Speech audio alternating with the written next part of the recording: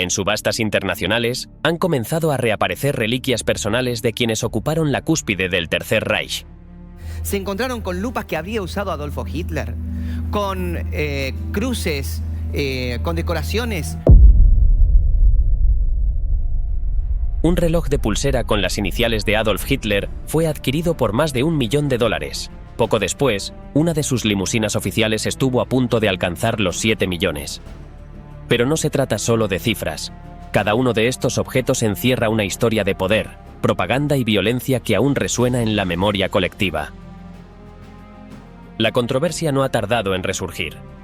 Mientras algunos reclaman que estos vestigios deben preservarse como evidencia histórica, otros denuncian que su comercialización banaliza el horror del régimen nazi. El debate se intensifica cuando aparecen artículos ligados a figuras como Joseph Goebbels o Hermann Göring, cuyas pertenencias, desde manuscritos hasta joyas diseñadas a medida, han salido a la luz en exposiciones y pujas privadas. Entre coleccionistas, museos y descendientes de víctimas, el mercado de estos objetos se convierte en un campo minado donde el pasado se disputa pieza por pieza. Así comienza este recorrido por las posesiones más polémicas del nazismo, donde cada fragmento conserva la huella material de un poder que marcó al mundo para siempre.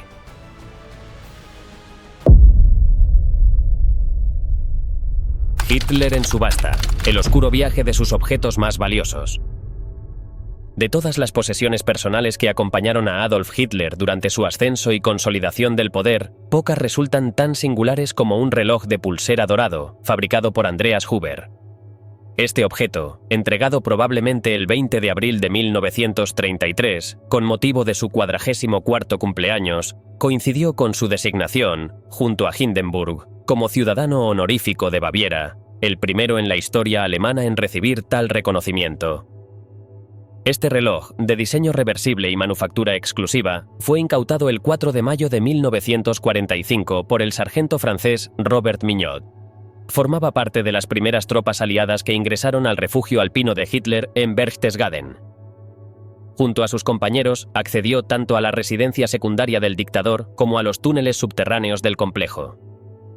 Allí, en medio del abandono, hallaron numerosas pertenencias personales, entre ellas este reloj, que Mignot decidió conservar como recuerdo de guerra. Tras su regreso a Francia, lo transfirió a su primo, antecesor directo del actual propietario. Desde entonces, la pieza permaneció en manos de la familia, sin haber sido nunca vendida ni expuesta públicamente. No fue hasta 2022 que salió a la luz. Su estado de conservación es notable. Apenas presenta un leve desgaste en la correa original, elaborada en piel exótica. Un perito independiente confirmó tanto la autenticidad del mecanismo como la integridad general del reloj, remarcando que era un objeto de alto valor monetario. Posteriormente, el reloj reapareció en una subasta organizada por Alexander Historical Auctions, en Maryland, Estados Unidos. Nunca antes había sido ofrecido al público, lo que disparó el interés internacional. Finalmente, fue vendido por más de $1 millón a un coleccionista europeo, cuyo nombre no fue revelado. Sin embargo, la subasta no pasó desapercibida. Organizaciones judías de toda Europa reaccionaron con fuerza. 34 líderes comunitarios firmaron una carta abierta exigiendo la retirada del artículo, alegando que la venta de reliquias nazis banaliza el Holocausto y abre la puerta a su uso por simpatizantes del régimen. Argumentaron que piezas como esta deberían ser conservadas exclusivamente en museos o espacios educativos. El rabino Menachem Margolin, presidente de la Asociación Judía Europea, expresó que estas ventas transforman el horror en mercancía y despojan a los objetos de su dimensión histórica.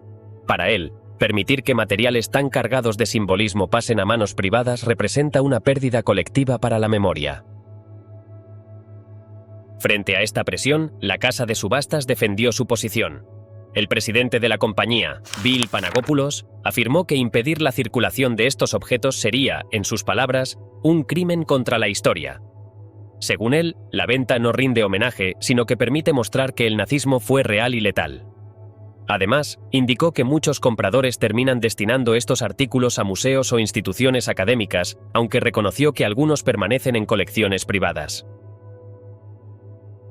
A pesar de recibir amenazas de muerte en los días previos a la subasta, tanto Panagopoulos como su familia mantuvieron su postura. En su visión, estos artículos funcionan como prueba material, por mínima que sea, de los crímenes del régimen nazi.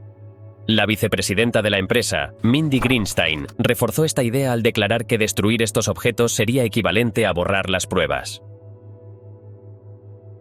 El reloj, con las iniciales del dictador y una carga simbólica excepcional, se convirtió así en uno de los objetos personales más controvertidos que han salido al mercado. No por su estética ni por su mecánica, sino por lo que representa, el eco persistente de un poder devastador, encapsulado en un pequeño mecanismo dorado.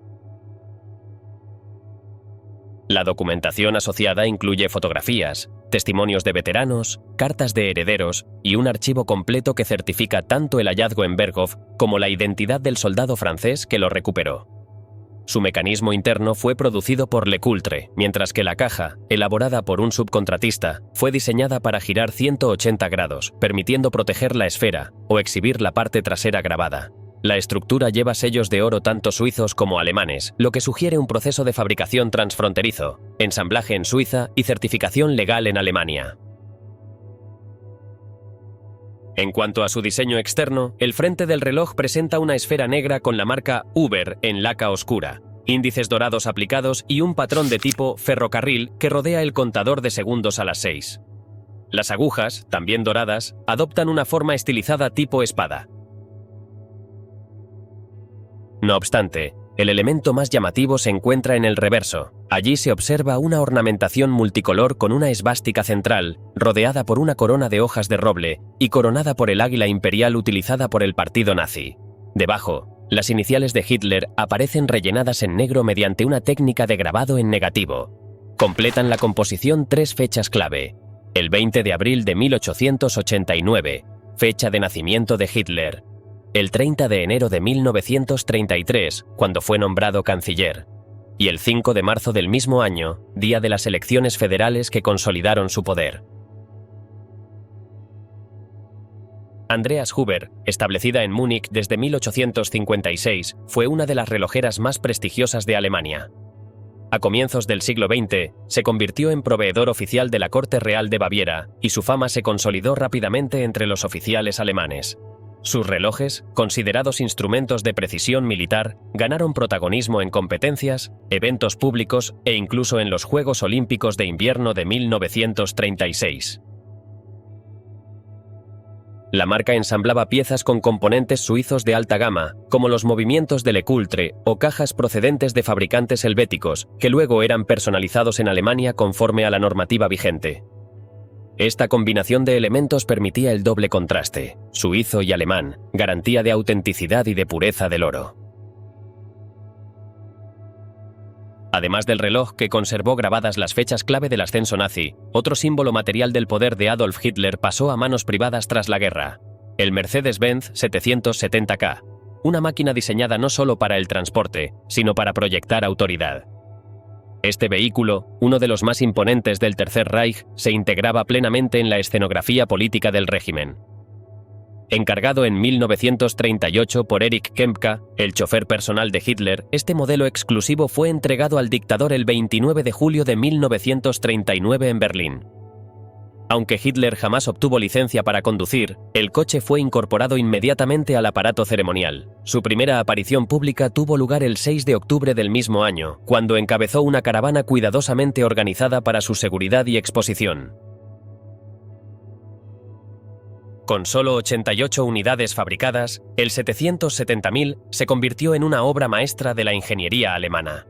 Su motor de 8 cilindros y 7,7 litros ofrecía una potencia estimada de 400 caballos. Aunque teóricamente superaba los 160 km por hora, su velocidad fue limitada a 80 por razones de control. A pesar del blindaje, el diseño era descapotable, lo que subrayaba la intención propagandística del vehículo: permitir que el Führer fuera visto en desfiles, mitines o visitas diplomáticas. Para este fin, se integró una plataforma elevada de 13 centímetros y un asidero en el parabrisas que ayudaba a mantener el equilibrio durante las maniobras. No se trataba solo de un coche lujoso, sino de una extensión física del poder nacionalsocialista. Con más de 5 toneladas, su estructura incluía compartimentos ocultos para armamento. El diseño, imponente y funcional, combinaba sofisticación mecánica con simbolismo autoritario. A lo largo de la guerra, el vehículo fue utilizado en diversos actos públicos. Estuvo presente el 18 de junio de 1940, cuando Mussolini visitó Múnich, y nuevamente el 6 de julio, durante la celebración en Berlín por la caída de Francia. Su última mención documentada data del 15 de julio de 1943, cuando fue enviado a mantenimiento en la planta de Sindelfingen. Con la caída del régimen, el automóvil fue incautado por las fuerzas estadounidenses y trasladado a Francia, donde fue empleado brevemente por la policía militar. En 1946 pasó a manos de un empresario belga a cambio de tabaco. Poco después, el estadounidense Tom N. Austin lo adquirió y lo cedió a una asociación de veteranos en Carolina del Norte. Durante años se utilizó en actos conmemorativos antes de quedar almacenado, olvidado, en un garaje en agosto de 1976. Mientras el Mercedes 770K requisado por los aliados recorría su propia trayectoria posbélica, otra unidad del mismo modelo vivía una historia muy distinta. En 1948, el empresario Christopher Janus, vinculado a una firma importadora de Chicago, adquirió uno de estos vehículos a través de un acuerdo con una compañía sueca por $35.000. Desde el inicio, el objetivo fue comercial. Janus promocionó el coche como una reliquia directa del entorno de Hitler, afirmando que había sido diseñado por él y utilizado junto a Eva Braun. Lo apodó, con clara intención mediática, la mascota del Führer. Las reacciones no se hicieron esperar. Zoológicos, psiquiatras e incluso particulares ofrecieron objetos y servicios insólitos a cambio de participar en la exhibición. Janus llegó a organizar más de 150 presentaciones públicas, con fines benéficos, y estimó que podría recaudar una cifra superior al $1.000.000 de la época. Finalmente, en 1952, la limusina fue vendida a los coleccionistas George Waterman y Kirkland Gibson, quienes la presentaron durante años como el vehículo personal del dictador. En 1973, la historia del coche dio un nuevo giro cuando fue vendido en una subasta de Barrett Jackson en Scottsdale por $153.000, estableciendo en ese momento el récord mundial de precio para un automóvil. Documentos históricos sostenían que este vehículo en particular había estado presente en al menos 42 intentos de asesinato contra Hitler, lo que aumentó su carga simbólica. Décadas más tarde, fue localizado sin identificación clara en un museo de Canadá, donde permanecía en silencio, como si su pasado hubiera sido sepultado con él. Aquella historia inspiró al periodista Robert Clara a escribir The Devil's Mercedes, un libro que explora cómo el aura del coche oscilaba entre mito, marketing y memoria histórica. En paralelo, otro ejemplar fue restaurado por un coleccionista privado y exhibido en el Museo de Antigüedades Automovilísticas Históricas de Chicago. Conservaba la tapicería original de cuero negro, aunque sus cristales blindados habían sido reemplazados. En 2009 fue adquirido por un millonario ruso y desde entonces cambió de manos en 8 ocasiones. Su último propietario, cuya identidad se mantuvo en reserva, lo puso a subasta el 17 de enero de 2018. La venta fue organizada por Worldwide Auctioneers en Scottsdale, Arizona. El coche, correspondiente al lote 62, era uno de los 5 modelos sobrevivientes y uno de solo 3 aún en posesión privada. Alcanzó una puja máxima de $7 millones, pero no se concretó la operación al no alcanzar el precio de reserva. La casa de subastas anunció que continuarían las negociaciones de forma privada. Como parte del evento, se informó que el 10% de la cantidad final sería destinado a iniciativas educativas sobre el Holocausto, con el Simon Wiesenthal Center como institución beneficiaria. Pero la subasta del Mercedes-Benz 770K en 2018 hizo que las reacciones no tardaran en llegar, como ya había ocurrido poco antes con la venta del reloj personal de Hitler. Mientras algunos celebraban la conservación del vehículo como testimonio del pasado, otros cuestionaban su lugar en el mercado de antigüedades. Entre los críticos más destacados se encontraba Lawrence Bell, director de la Sociedad Histórica Judía de Arizona. Para él, la pieza debía tener un destino educativo, integrado en un espacio que permitiera comprender su función dentro del aparato propagandístico del régimen nazi. Desde la Anti-Defamation League, Carlos Galindo Elvira coincidió con esa perspectiva. Sostuvo que un objeto con ese nivel de carga simbólica debía ser exhibido en un entorno que ofreciera contexto histórico, no simplemente como una pieza exótica en manos privadas. La inquietud no giraba tanto en torno a la venta en sí, sino al uso y tratamiento del objeto, considerando que su exhibición sin marco interpretativo podía trivializar los crímenes del pasado. Sin embargo, no todos los especialistas coincidieron en la magnitud simbólica de este automóvil en particular. Michael Rubinoff, académico de la Universidad Estatal de Arizona, ofreció una mirada más escéptica. A su juicio, el valor histórico de este tipo de vehículos es relativo, dado que Hitler utilizó numerosos coches similares durante el Tercer Reich. Para Rubinoff, una pieza verdaderamente impactante sería, por ejemplo, el coche en el que asesinaron al archiduque Francisco Fernando, cuya relevancia histórica directa resulta incuestionable y que hoy forma parte de una exposición en Viena. El debate también abordó el riesgo de que este tipo de objetos terminara en manos de grupos extremistas.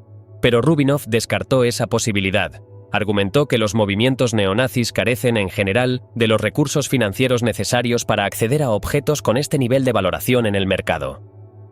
En cambio, explicó que estas piezas tienden a permanecer en colecciones privadas de alto poder adquisitivo o en instituciones con los medios suficientes para su conservación. La controversia puso de manifiesto el dilema que rodea a muchos objetos vinculados al nazismo, su relevancia como prueba material frente al riesgo de malinterpretación o explotación simbólica. En el caso del Mercedes, su circulación pública volvió a encender el debate sobre el lugar que deben ocupar estos restos del pasado en la memoria colectiva. A medida que otros objetos vinculados al dictador reaparecían en manos privadas o instituciones, también salieron a la luz rastros de una etapa anterior de su vida, su fallida carrera como artista. Entre 1908 y 1913, durante su estancia en Viena, Hitler intentó ganarse la vida como pintor, produciendo cientos de acuarelas y postales. Sin embargo, la crítica y el mercado le fueron esquivos.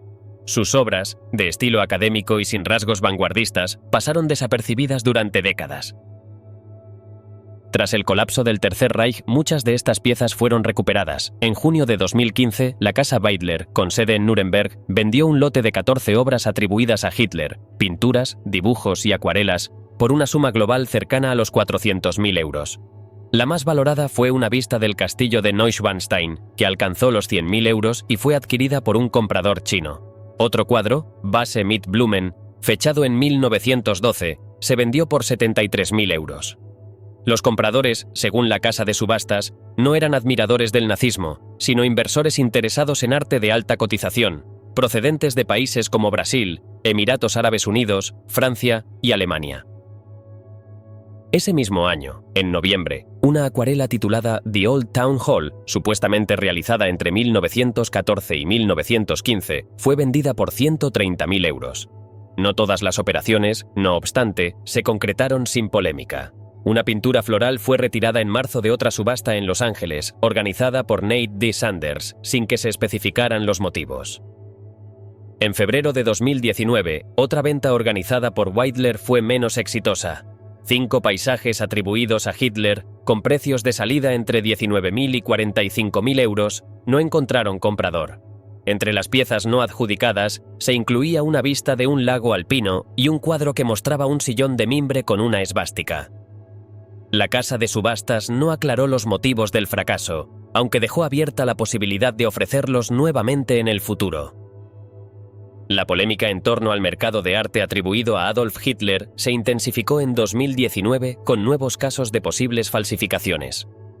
En febrero de ese año, fiscales alemanes confiscaron 63 obras firmadas con las iniciales de Hitler, algunas de las cuales ni siquiera estaban destinadas a subasta.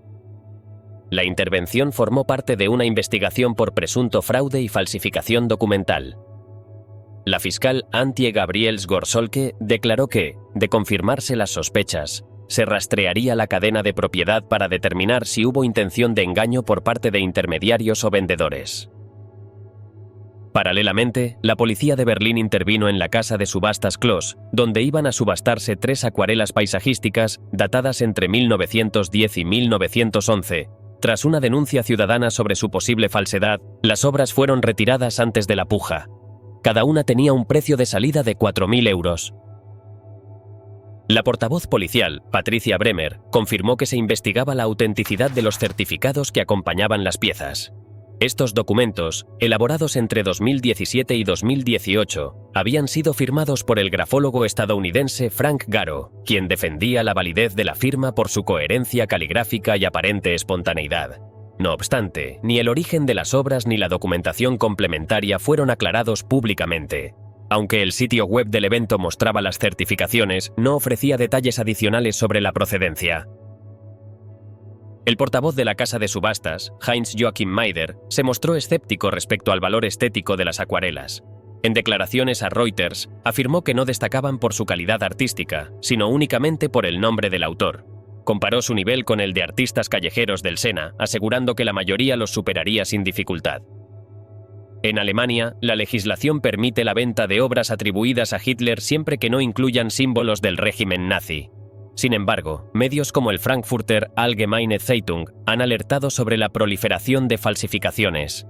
Muchas piezas aparecen firmadas como A. Hitler, pero su autenticación sigue siendo un desafío técnico.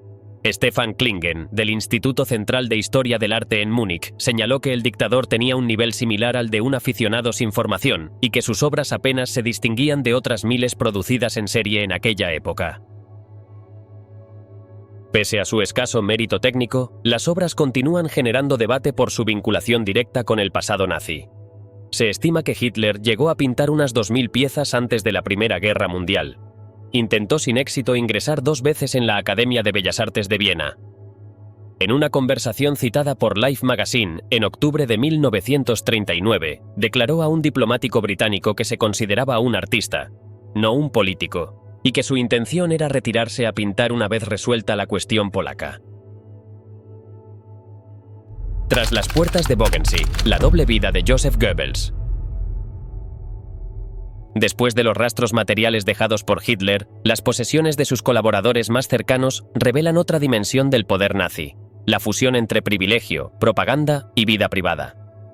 Uno de los casos más elocuentes es el de Joseph Goebbels y su refugio en Bogensee, un lago rodeado por bosques en Brandenburgo. Allí, en 1936, recibió por su cumpleaños número 39 un terreno de 17 hectáreas, cedido por la administración de Berlín como muestra de agradecimiento. Sobre ese suelo se construiría su residencia rural, bajo los planos de Heinrich Schweitzer y la supervisión del arquitecto Hugo Constantin Bartels. Finalizada en 1939, la casa combinaba una fachada de piedra natural con un techo a 2 aguas. Inicialmente disponía de 30 habitaciones, pero la propiedad fue ampliada en sucesivas fases. A finales de la guerra, la villa incluía un total de 40 habitaciones, otras 70 para empleados, una sala de cine de 100 metros cuadrados, planta de tratamiento de agua, sistemas de ventilación encubiertos, ventanas retráctiles y un búnker subterráneo completamente equipado. La mansión, cofinanciada por la productora UFA, fue un punto de encuentro habitual para actores y directores del cine alemán. Sarah Linder, Emil Jannings y Heinz Rühmann pasaron por allí. Goebbels la llamaba Villa Bogensee, y en sus diarios afirmaba que era el único lugar donde podía leer y trabajar sin interrupciones. Sin embargo, el aislamiento no se limitaba al retiro intelectual. Desde principios de 1936, la villa también funcionó como escenario de sus encuentros extramatrimoniales. Uno de los episodios más conocidos lo protagonizó la actriz checa Lida Barová. Según relató, conoció a Goebbels mientras él paseaba con una niña pequeña, una de sus hijas. El ministro se presentó amablemente y afirmó que acababa de adquirir la propiedad vecina, aunque en realidad había sido un regalo del Estado. Barová, joven, rubia y carismática, encajaba con los cánones de belleza que el régimen promovía. Por entonces vivía junto al actor Gustav Fröhlich en las cercanías de los estudios Babelsberg, no lejos de Bogensee. A pesar de la imagen pública de hombre de familia, Goebbels visitaba la villa rara vez acompañado de su esposa Magda o sus hijos. Las tensiones conyugales escalaron hasta que ella llegó a pedir el divorcio, lo que motivó la intervención directa de Hitler, quien exigió discreción absoluta. En ese mismo contexto, se consolidó su relación con Lida Barová, iniciada en 1936, que pronto se convirtió en una fuente de escándalo dentro del círculo del poder nazi. Durante 2 años mantuvieron un vínculo sostenido por encuentros frecuentes en Bogensee. Goebbels incluso planteó la posibilidad de separarse de Magda para casarse con la actriz, pero la respuesta de Hitler fue tajante. Magda, al descubrir la infidelidad, lo confrontó tras recopilar los nombres de las mujeres que frecuentaban la villa. Baarová figuraba entre ellas. Goebbels expresó en sus escritos que, de ser necesario, estaba dispuesto a dejar sus cargos, pero no renunciar a la relación. No obstante, terminó acatando la orden del Führer, y en una entrada posterior anotó que dedicar su tiempo al trabajo era la mejor medicina tras ese sacrificio personal. Poco después, la Gestapo obligó a Baarová a abandonar Alemania. Fue enviada a Praga. Al terminar la guerra, fue arrestada y condenada por colaboración. Su ejecución fue suspendida en 1946 tras la intervención de un representante artístico, con quien luego contrajo matrimonio. Vivieron en el exilio, entre España y Argentina. Años después, recordaba haber destruido toda fotografía que los uniera y cargaba con la culpa de aquella relación. Goebbels había escrito sobre sí mismo que era una desgracia para las mujeres y que toda mujer que se enamorara de él terminaría sufriendo. Esa tensión entre fragilidad íntima y control público no era ajena a su manera de ejercer el poder. A pesar de la cojera causada por la polio en su infancia, proyectaba una autoridad firme, compensando sus limitaciones físicas con un deseo constante de control. Regulaba cada detalle, desde el contenido de los noticieros hasta la presentación de los actores. Incluso imponía normas estéticas sobre el vestuario y el peinado en los rodajes. En su visión del mundo, afirmaba que las masas deseaban ser conducidas y que el engaño era parte esencial de esa relación con el poder. Fue desde esa misma residencia que, en 1943, escribió el discurso que marcaría un punto de inflexión en la propaganda del régimen, el llamado a la guerra total. Pronunciado en el Palacio de los Deportes ante una multitud de más de 40.000 personas, el acto fue registrado por el propio Goebbels como una de las manifestaciones más intensas de fervor que había presenciado.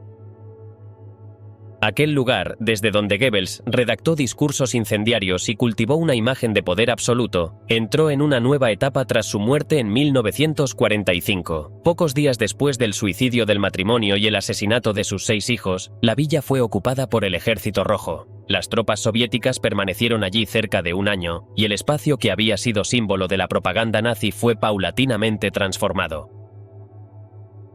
Con la consolidación de la República Democrática Alemana, las autoridades comunistas asignaron el predio a las juventudes del partido. Allí se estableció una escuela de formación política, equipada con bloques residenciales. Una fotografía de la época muestra una clase impartida dentro de la misma villa donde Goebbels organizaba veladas del régimen.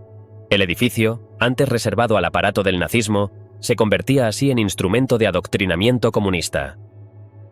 Tras la reunificación de Alemania en 1990, el complejo pasó a ser propiedad del Estado Federado de Berlín.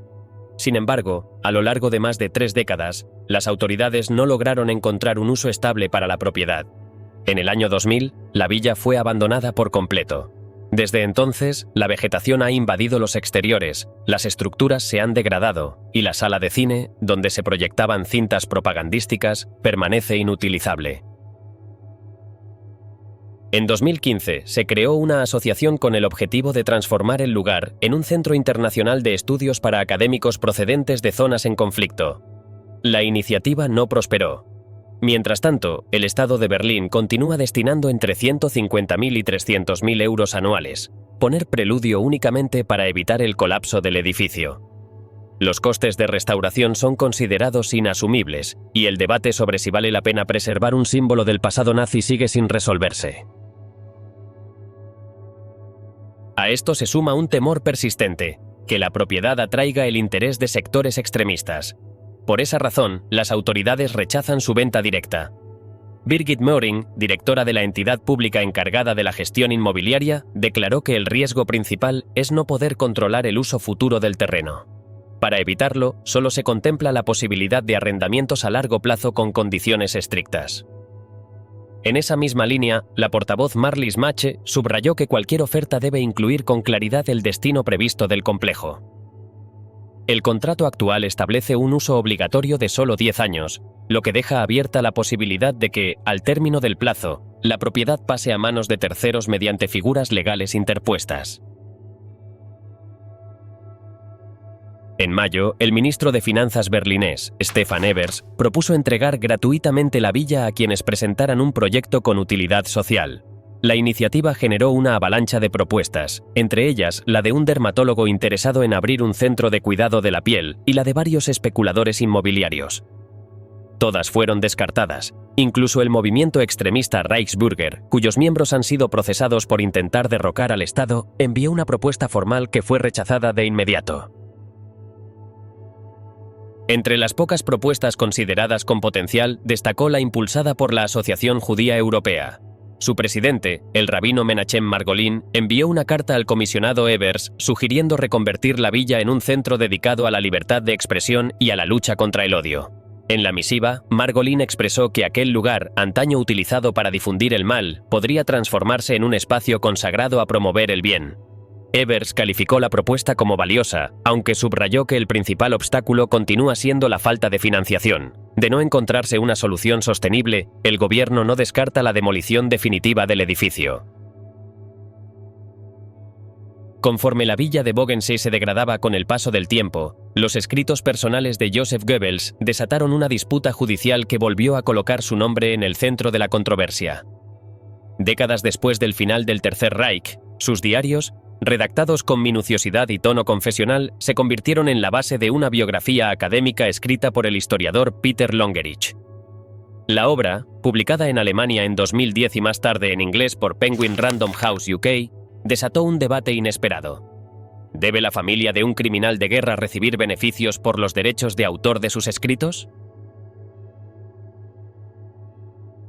La disputa legal comenzó cuando la editorial Sidler, parte del grupo Random House Germany, utilizó fragmentos extensos de los diarios sin compensar al patrimonio legal de Goebbels.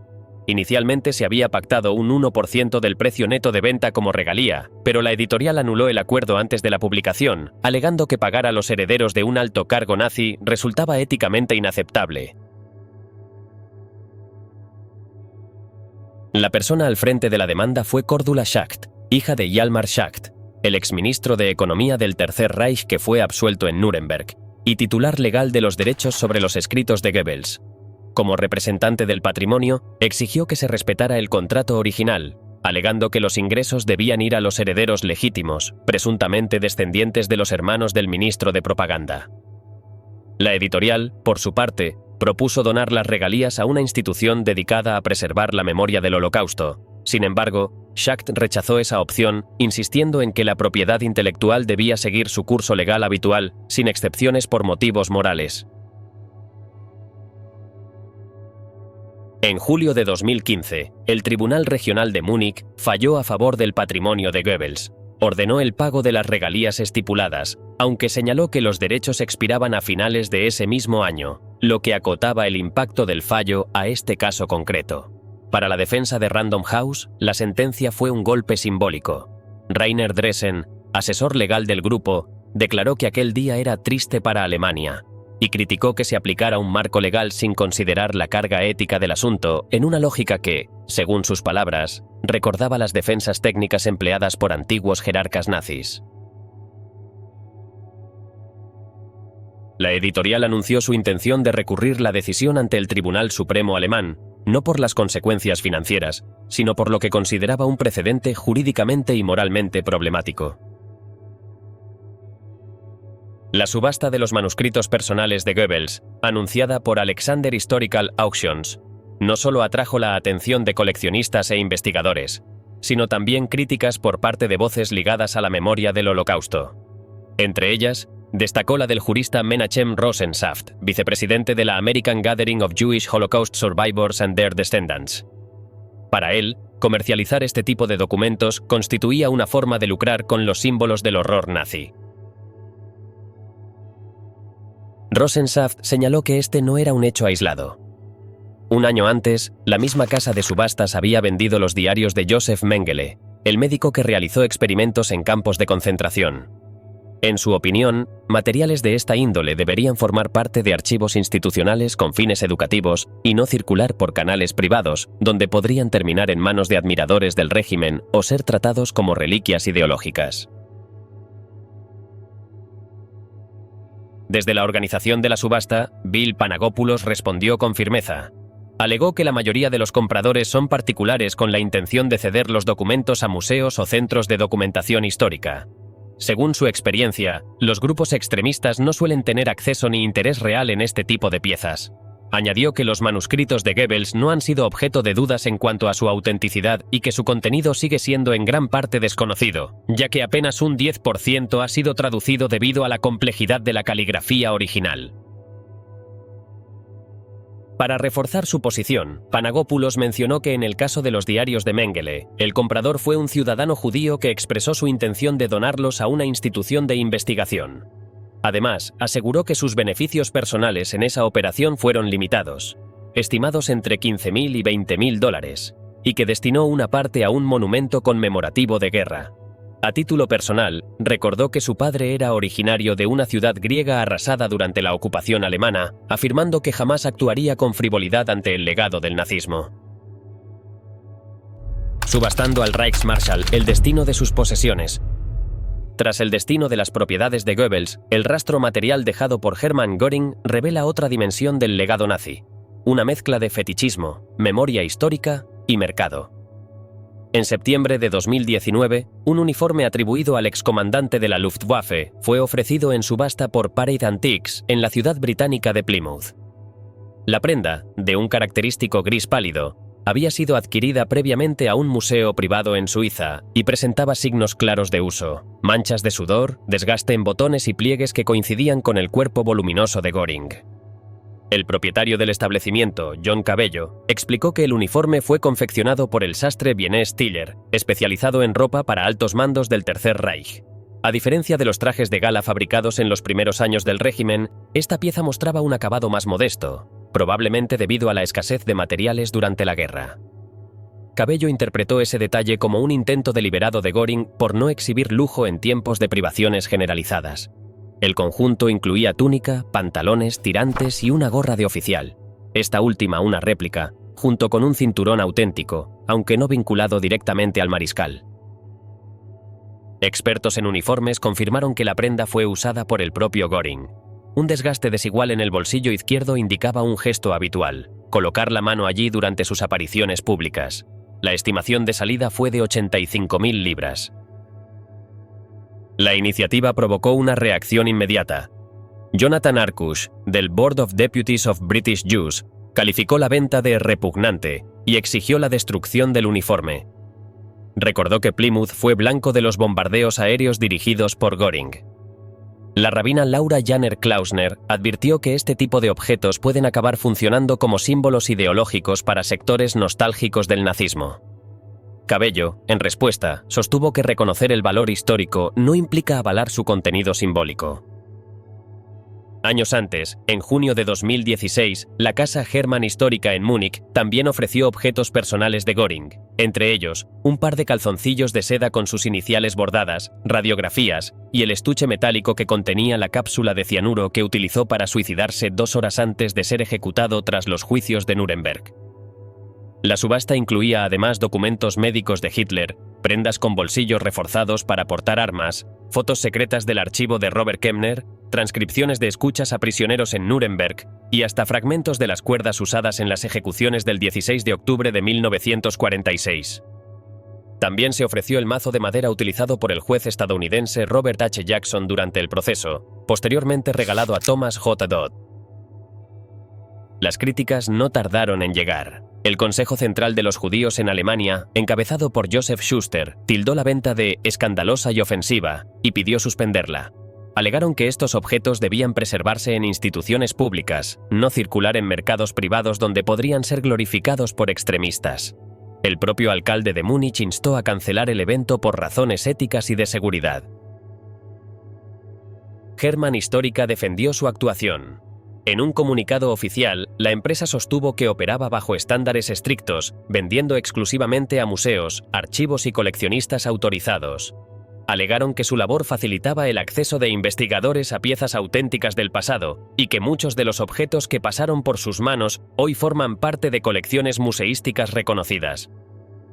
Gran parte de los artículos provenía de la colección privada del Dr. John K. Latimer, oficial médico estadounidense que supervisó a los acusados nazis durante los juicios de Nuremberg. Durante ese tiempo, Latimer recopiló documentos, efectos personales y piezas médicas que fueron conservadas en su poder hasta su fallecimiento. Más allá de las subastas públicas y las polémicas éticas que rodean sus objetos personales, uno de los artefactos más íntimos vinculados a Hermann Göring ha reaparecido en el mercado.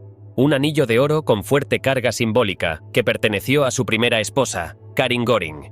Esta joya representa no solo una pieza singular por su factura y diseño, sino también una ventana a la dimensión personal del jerarca nazi. Karin Fock, nacida en Estocolmo en 1888, provenía de una familia aristocrática con raíces suecas e irlandesas.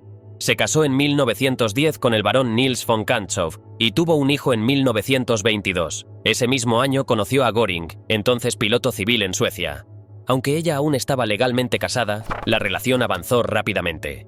Tras su divorcio en diciembre de 1922, se unieron en matrimonio a comienzos de 1923. El anillo fue un regalo de Karin a Göring con motivo de su cumpleaños, el 12 de enero de ese mismo año. Elaborado en oro de 18 quilates, incluía un camafeo tallado a mano con la figura del rey Leónidas, símbolo del valor que ella atribuía a su esposo. En el interior figuraba la dedicatoria en alemán, que decía que era por su cumpleaños, de su querida Karin, junto a la fecha y el lugar donde fue entregado. 12 de enero de 1923, Estocolmo. Esta pieza de gran tamaño fue uno de los primeros objetos personales que Göring conservaría con auténtica devoción. Sin embargo, Karin nunca gozó de buena salud. Tras el intento fallido de golpe en Múnich, la pareja se exilió brevemente en Suecia. Aunque Karin simpatizaba activamente con el NSDAP, su condición médica, marcada por la tuberculosis, limitó su exposición pública. La muerte de su madre en septiembre de 1931 agravó su estado, y poco después, el 17 de octubre, falleció a los 42 años tras sufrir un infarto. Göring dejó de usar el anillo tras su muerte, temiendo dañar el delicado camafeo. Lo colocó primero en un pequeño santuario privado en Berlín, y más adelante lo trasladó a Karin Hall, la residencia monumental que construyó en memoria de Karin. Sus restos fueron trasladados desde Suecia a un mausoleo en esa finca, donde incluso Adolf Hitler acudió al funeral como gesto de admiración. A finales de la guerra, con la inminente llegada del Ejército Rojo, Göring ordenó dinamitar Karin Hall para evitar que cayera en manos soviéticas. Testimonios no confirmados aseguran que los soldados profanaron el mausoleo y que el cráneo de Karin fue objeto de burlas, en una escena que habría sido registrada en película y presuntamente mostrada al propio Göring. Aunque este punto permanece sin verificación, refleja la brutalidad simbólica del final del conflicto. Décadas más tarde, el anillo fue hallado cerca del castillo de Weldenstein, uno de los escondites utilizados por Göring para preservar objetos de valor, convencido de que la guerra terminaría con una negociación entre caballeros, como en la Primera Guerra Mundial. No anticipó los juicios de Nuremberg ni la transformación radical del sistema jurídico internacional. Actualmente, esta joya está disponible en el mercado por $6.500. Se la describe como una pieza única por su tamaño, diseño y contexto histórico, muy distinta al resto de las numerosas joyas que acumuló Göring a lo largo de su vida. Durante años, estas reliquias reflejaron su necesidad de afirmación personal, afectiva y estética. Pero con el avance de la guerra y la inminente caída del régimen, esa dimensión íntima cedió paso a una lucha desesperada por el control del poder. Entre los documentos que evidencian el desmoronamiento final del Tercer Reich, uno destaca por su carga simbólica y política: el telegrama enviado por Hermann Göring a Adolf Hitler la noche del 23 de abril de 1945. Redactado en un formulario de uso militar con el sello rojo de secreto, el mensaje representó un intento directo por activar el decreto de sucesión firmado años antes por el propio Führer. Göring afirmaba haber recibido información del general Karl Koller, según la cual Hitler había delegado parte de sus decisiones, sugiriendo que, si se iniciaban negociaciones con los aliados, él estaría mejor posicionado que el Führer, aislado en el búnker de Berlín. Ante la gravedad de la situación y el posible colapso de las comunicaciones, Göring establecía una condición clara: si no recibía respuesta antes de las 22 horas, asumiría que Hitler ya no tenía libertad de acción, lo que habilitaba legalmente su ascenso al liderazgo según el decreto de junio de 1941. El texto reflejaba una mezcla de determinación política y lenguaje reverente. Göring expresaba que no podía describir con palabras sus sentimientos hacia Hitler en ese momento, y concluía deseándole protección divina. A pesar del tono sumiso, el gesto fue percibido como una amenaza directa. Cuando el mensaje llegó al Führerbunker, la reacción fue inmediata. Hitler, ya emocionalmente inestable, interpretó el telegrama como un acto de alta traición. 2 días después, el 25 de abril, ordenó que Göring renunciara a todos sus cargos bajo la promesa de conservar la vida. También instruyó a las SS a detenerlo en su residencia de Berchtesgaden. La orden fue impulsada por Martin Bormann, quien aprovechó la oportunidad para debilitar a uno de los últimos miembros del círculo original de poder. Joseph Goebbels respaldó esa interpretación, declarando que todo en torno a Göring olía a traición. Solo Walter Hewell, enlace del Ministerio de Asuntos Exteriores, intentó ofrecer una lectura más pragmática. Argumentó que las líneas de comunicación estaban colapsando y que era razonable anticipar un vacío de mando. Apenas 5 días después, otra fractura sacudió el búnker. El 28 de abril, Hitler supo que Heinrich Himmler también intentaba pactar con los aliados. La reacción fue brutal. Ordenó su arresto inmediato y el fusilamiento de Hermann Fegelein.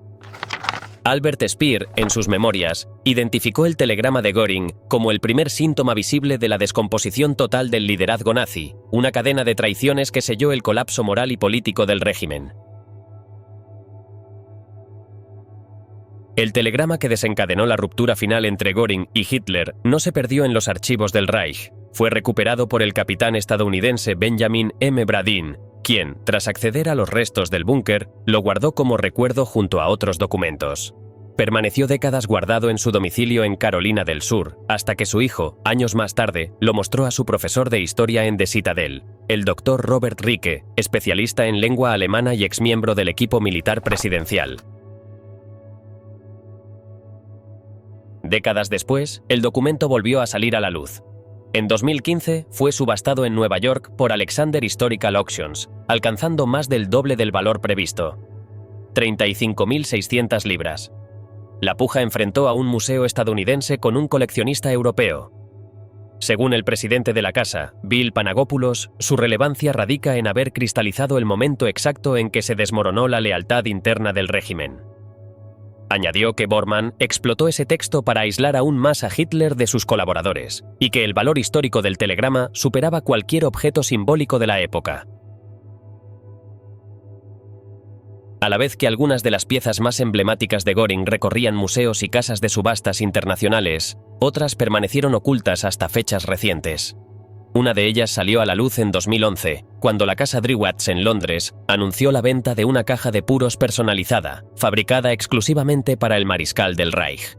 El lote, valorado en hasta 500 libras, incluía 2 cigarros intactos, aún conservados en sus tubos de vidrio sellados con corcho y envueltos en papel plateado. También lo acompañaba una fotografía en blanco y negro con la firma del propio Göring, estimada entre 200 y 300 libras. La tapa de la caja mostraba una inscripción clara: Sonderfertigung Reichsmarschall Hermann Göring, junto con sus iniciales, su escudo personal y el nombre de la tabaquera berlinesa que los elaboró, Gildemann Ltd. Según Malcolm Clarich, especialista en objetos militares de la casa de subastas, estos artículos ofrecían una conexión directa con la figura del jerarca nazi, conocido por su teatralidad y gusto por el lujo. Göring cultivó una imagen deliberadamente ostentosa. Le gustaba ser llamado el hombre de hierro, disfrutaba de banquetes opulentos, vinos selectos y recorría Alemania en su célebre Mercedes azul, conocido como la Oca Azul.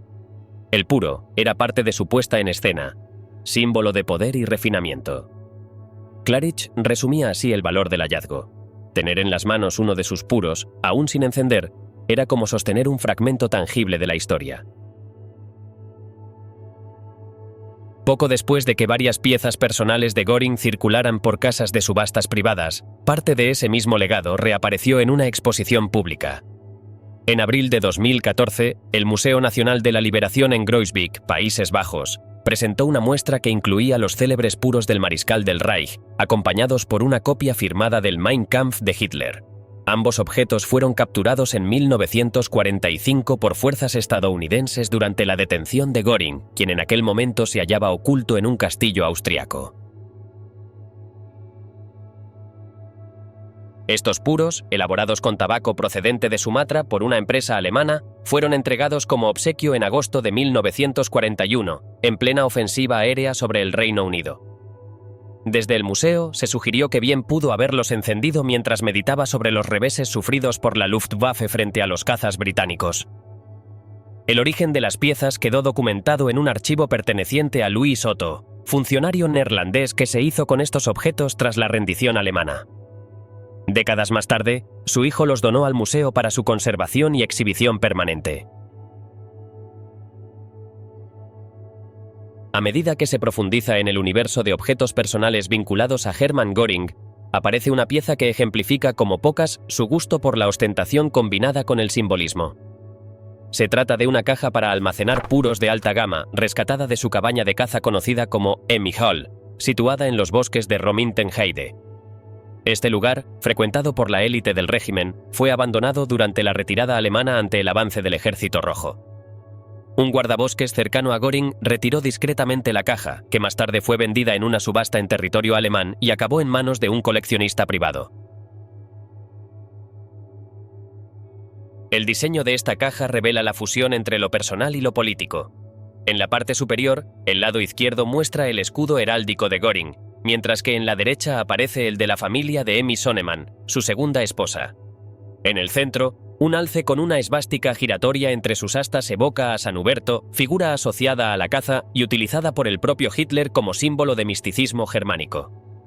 Justo debajo del animal puede leerse una inscripción con el nombre de la finca y el año, Reichsjägerhof Romminten 1936. La parte interna del cierre lleva grabado el nombre Emmy Hall, enmarcado por una cadena de 75 hojas de roble talladas a mano. Cada una de las esquinas exteriores está marcada por esvásticas en relieve. El interior está forrado en madera de cedro para conservar la calidad de los puros, y los laterales están construidos con paneles de asta de alce cuidadosamente esculpidos.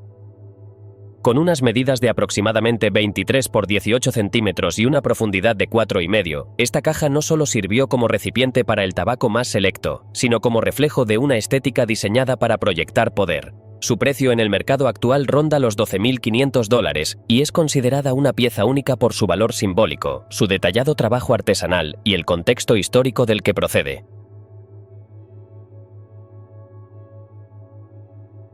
Durante su carrera, Göring fue señalado como el heredero natural de Hitler y vivió rodeado de lujos en su finca en Schorfheide, al norte de Berlín. A pesar de su riqueza acumulada a través de expolios y saqueos, terminó desacreditado por el fracaso de la Luftwaffe frente a los bombardeos aliados. Su muerte en octubre de 1946, mediante una cápsula de cianuro que logró introducir en su celda, puso fin a una trayectoria marcada por el exceso y la caída. Aunque su legado es inseparable de la violencia del régimen que ayudó a sostener, los objetos que dejó atrás siguen reapareciendo, disputados entre quienes buscan preservar la memoria histórica y quienes los ven solo como piezas de colección.